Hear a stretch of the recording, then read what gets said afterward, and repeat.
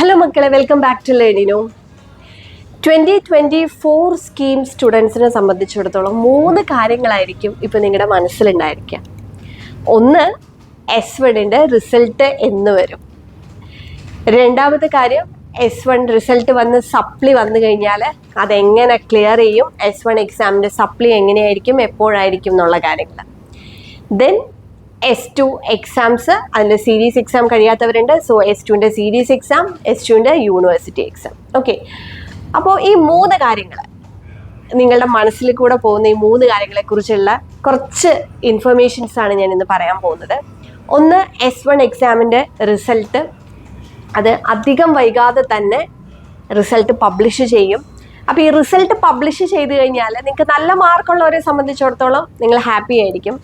ഏതെങ്കിലുമൊക്കെ സബ്ജക്റ്റിൽ സപ്ലി വന്നു കഴിഞ്ഞാൽ ആകെ ഡെസ്പായി പോകും. കാരണം ബിടെക്കിന് നിങ്ങൾ ജോയിൻ ചെയ്തിട്ടുള്ള ആദ്യത്തെ യൂണിവേഴ്സിറ്റി എക്സാം റിസൾട്ടാണ്. സപ്ലി വന്നു കഴിഞ്ഞാൽ ആർക്കാണെങ്കിലും വിഷമം ഉണ്ടാവും. പക്ഷെ നിങ്ങൾ മനസ്സിലാക്കേണ്ട ഒരു കാര്യം എന്താണെന്ന് വെച്ച് കഴിഞ്ഞാൽ, നിങ്ങളുടെ ഇപ്പോഴത്തെ ഈ കലണ്ടർ വന്നിട്ടുണ്ട് അല്ലേ, എക്സാം കലണ്ടർ വന്നിട്ടുണ്ട്.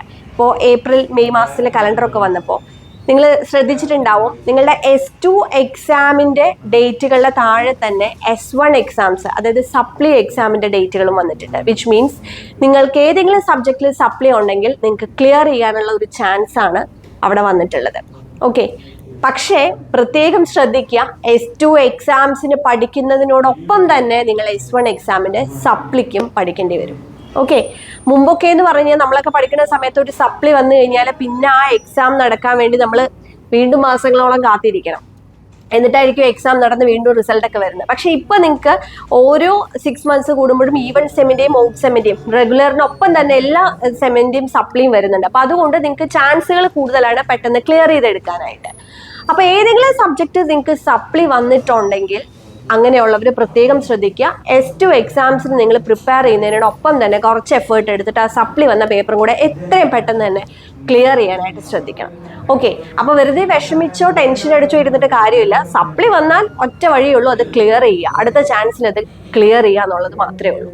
ഓക്കെ, അപ്പോൾ അതിന് നമുക്ക് ഈ പറഞ്ഞ പോലെ സമയം മാറ്റി വെക്കേണ്ടി വരും. റിസൾട്ട് വന്നതിന് ശേഷം ഞാൻ അതിനെക്കുറിച്ച് ഡീറ്റെയിൽഡ് ആയിട്ട് ബാക്കി കാര്യങ്ങൾ പറയാം. ഇനി S2 എക്സാംസിനെ കുറിച്ച് പറയുമ്പോൾ ഞാൻ നേരത്തെ ഒരു വീഡിയോയിലേ പറഞ്ഞിട്ടുണ്ടായിരുന്നു, സീരീസ് എക്സാമിനെ നിങ്ങൾ സീരിയസ് ആയിട്ട് തന്നെ കാണണം.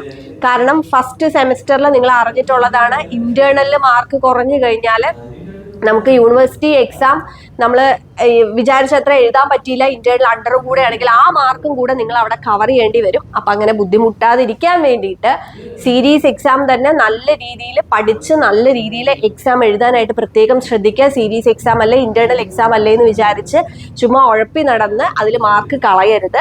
അപ്പോൾ സീരീസ് എക്സാമിന് വൃത്തിയായിട്ട് പഠിക്കുക. S1 എക്സാമിൻ്റെ റിസൾട്ട് വരുമോ എന്നുള്ളത് ആലോചിച്ച് ടെൻഷൻ അടിച്ചിട്ട് ഈ സീരീസ് എക്സാം കുളമാക്കാതെ സീരീസ് എക്സാം നന്നായിട്ട് എഴുതുക. ദെൻ നമ്മൾ യൂണിവേഴ്സിറ്റി എക്സാമിലേക്ക് പോകുമ്പോൾ നിങ്ങൾക്ക് ഓൾറെഡി ഡേറ്റ് നമുക്ക് വന്നിട്ടുണ്ട്, യൂണിവേഴ്സിറ്റി എക്സാമിൻ്റെ ഡേറ്റ് വന്നിട്ടുണ്ട്. അപ്പോൾ ഏപ്രിൽ മാസത്തിൽ മക്കളെ, മെയ്യിലെ എക്സാം ആണ്. ഏപ്രിൽ മാസം എന്ന് പറഞ്ഞു കഴിഞ്ഞാൽ നമുക്ക് ഒരു വെക്കേഷൻ മോഡിലേക്കൊക്കെ നമ്മൾ പോകും. കാരണം എന്താണെന്ന് വെച്ച് കഴിഞ്ഞാൽ ഇതുവരെ നമ്മൾ അങ്ങനെയായിരുന്നു അല്ലേ, +2 വരെ നമുക്ക് ഏപ്രിൽ മെയ് എന്നൊക്കെ പറഞ്ഞു കഴിഞ്ഞാൽ ഒരു വെക്കേഷൻ പോലെ. പക്ഷേ ഇപ്പം നമ്മൾ അങ്ങനെ എടുക്കരുത്. നമ്മൾ S2 എക്സാം മുന്നിൽ കണ്ട് S1 ഏതെങ്കിലും സപ്ലി വന്നാൽ അതും മുന്നിൽ കണ്ട് അതിനുള്ള ഒരു പ്രിപ്പറേഷൻ ഈ പറഞ്ഞ ഏപ്രിൽ മാസത്തിൽ നമ്മൾ എടുക്കണം. അപ്പോൾ നിങ്ങൾ ഓൾറെഡി ഫസ്റ്റ് സെമിൽ എക്സാം എഴുതിയവരായതുകൊണ്ട് നിങ്ങൾക്ക് എക്സാമിനെ കുറിച്ചും അതിൻ്റെ പാറ്റേണിനെ കുറിച്ചും ഒക്കെ ഒരു ഐഡിയ വന്നിട്ടുണ്ടാവും, എങ്ങനെയൊക്കെ ചോദ്യങ്ങൾ ചോദിക്കാം എന്നുള്ളത്. അപ്പോൾ ആ രീതിയിൽ നിങ്ങൾ നല്ല രീതിക്ക് പഠിക്കുക. അതായത് പഠിക്കുക എന്ന് വെച്ച് കഴിഞ്ഞാൽ വെറുതെ ബൈഹാർട്ട് ചെയ്ത് പഠിക്കുകയല്ല, അപ്ലിക്കേഷൻ ലെവലിലുള്ള ക്വസ്റ്റ്യൻസ് നിങ്ങൾ എക്സ്പെക്ട് ചെയ്യണം. ആ രീതിയിൽ തന്നെ നിങ്ങൾ പഠിക്കണം. ഇനി നിങ്ങൾക്ക് പഠിക്കാൻ ഏതെങ്കിലും സബ്ജക്റ്റ് ബുദ്ധിമുട്ടുണ്ട്, നിങ്ങൾക്ക് ട്യൂഷൻ വേണമെന്നുണ്ടെങ്കിൽ സപ്ലിക്ക് വേണ്ടി നിങ്ങൾ കാത്തിരിക്കേണ്ട. ഇപ്പം നമുക്ക് ബിടെക് ട്യൂഷൻ നമ്മൾ എൻക്വയറി വരുന്ന കുറേ പേര് ഈ സപ്ലി ട്യൂഷനാണ് കൂടുതൽ വരുന്നത്. പക്ഷേ ഇപ്പം ആ ഒരു ട്രെൻഡ് മാറി റെഗുലർ എക്സാമിന് തന്നെ കുട്ടികൾ ട്യൂഷന് ജോയിൻ ചെയ്യുന്നത്. കാരണം ഒരു സപ്ലി വന്നിട്ട് ട്യൂഷന് പോയി പഠിക്കുന്നതിനേക്കാളും റെഗുലർ എക്സാംസിന് പോകുമ്പോൾ തന്നെ നിങ്ങൾക്ക് ഏതെങ്കിലും സബ്ജക്റ്റ് ഡിഫിക്കൽട്ടായിട്ട് നിങ്ങൾക്ക് ഫീൽ ചെയ്യുന്നുണ്ടോ നിങ്ങൾ അതിന് ട്യൂഷൻ എടുക്കാം. നമ്മൾ 1-to-1 ആയിട്ട് ഇൻഡിവിജ്വൽ ട്യൂഷൻസ് ആണ് കൊടുക്കുന്നത്. അപ്പം നിങ്ങൾക്ക് ആവശ്യമുള്ള മോഡ്യൂൾ, നിങ്ങൾക്ക് എന്താണോ പഠിക്കേണ്ടത് അത് മാത്രം പറഞ്ഞു തരാൻ എക്സ്പേർട്ട് ഫാക്കൽറ്റീസിന്റെ എക്സാം ഓറിയന്റഡ് ആയിട്ടുള്ള ക്ലാസ് കൊടുക്കുന്നുണ്ട്. അപ്പോൾ നിങ്ങൾക്ക് അത് ഈസി ആയിട്ട് ക്ലിയർ ചെയ്ത് പോകാൻ പറ്റും. അപ്പോൾ ഏതെങ്കിലും സബ്ജക്റ്റ് നിങ്ങൾക്ക് പഠിക്കാൻ ബുദ്ധിമുട്ടുണ്ടെങ്കിൽ നിങ്ങൾ അതിന് ട്യൂഷൻ എടുക്കാൻ അവസാനം വരെ കാത്തു നിൽക്കരുത്. അത് പ്രത്യേകം പറയാണ്.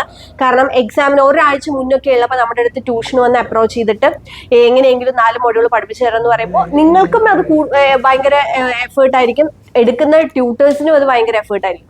പക്ഷെ ഇപ്പൊ നമുക്ക് ഒരു മാസം നല്ല രീതിക്കുണ്ട്. നിങ്ങൾ ട്യൂഷന് ജോയിൻ ചെയ്താലും നന്നായിട്ട് പഠിക്കാനുള്ള ടൈമുണ്ട്. അപ്പോൾ ആ ഒരു കാര്യം പ്രത്യേകം ശ്രദ്ധിക്കുക. സോ ഈ 3 കാര്യങ്ങൾ, S1 എക്സാമിന്റെ റിസൾട്ട് ഓർത്ത് ടെൻഷൻ അടിക്കാതിരിക്കുക. റിസൾട്ട് വരട്ടെ, സപ്ലൈ ഉണ്ടെങ്കിൽ നമുക്ക് ക്ലിയർ ചെയ്തെടുക്കാം. S2 എക്സാമിന്റെ സീരീസ് എക്സാമിന് നന്നായിട്ട് പഠിച്ച് പ്രിപ്പയർ ചെയ്ത് എഴുതുക. യൂണിവേഴ്സിറ്റി എക്സാമിനുള്ള പ്രിപ്പറേഷൻസും ഇപ്പോൾ തന്നെ സ്റ്റാർട്ട് ചെയ്യുക. സോ നിങ്ങളുടെ BTech ആയിട്ട് റിലേറ്റ് ചെയ്തിട്ടുള്ള കംപ്ലീറ്റ് ആയിട്ടുള്ള അപ്ഡേറ്റ്സ് നമ്മുടെ ചാനലിലുണ്ട്. കൂടാതെ നിങ്ങൾക്ക് ഫ്രീ ആയിട്ട് നമ്മൾ യൂട്യൂബ് ക്ലാസ്സസും പ്രൊവൈഡ് ചെയ്യുന്നുണ്ട്. സോ ചാനൽ സബ്സ്ക്രൈബ് ചെയ്തിട്ടില്ലെങ്കിൽ സബ്സ്ക്രൈബ് ചെയ്യുക, ഫോളോ ചെയ്യുക. താങ്ക്